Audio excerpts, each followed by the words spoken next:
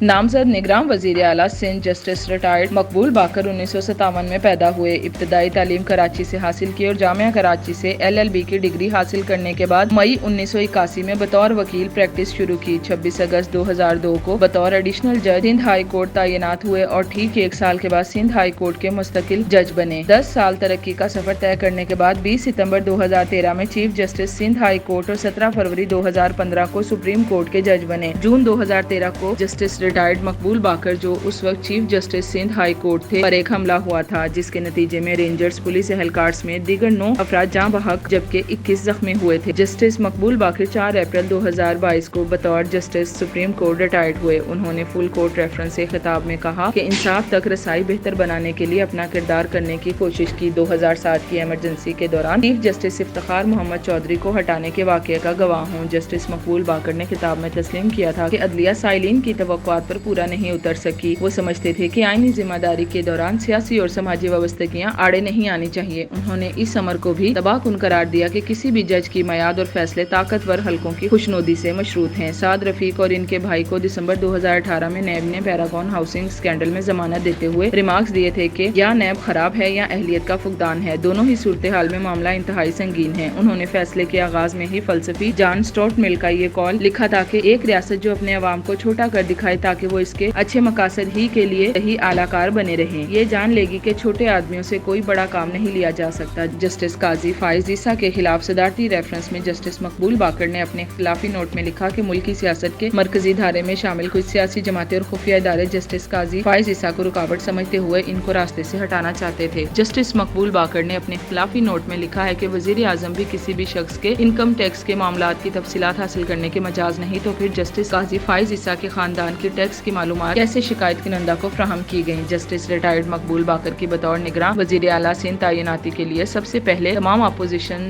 جماعتوں کی جانب سے نام آیا، جس پر اپوزیشن لیڈر سندھ اسمبلی اور وزیر اعلیٰ سندھ میں ملاقاتیں ہونے کے بعد بالآخر مقررہ وقت پورا ہونے سے چند منٹ پہلے اتفاق کر لیا گیا۔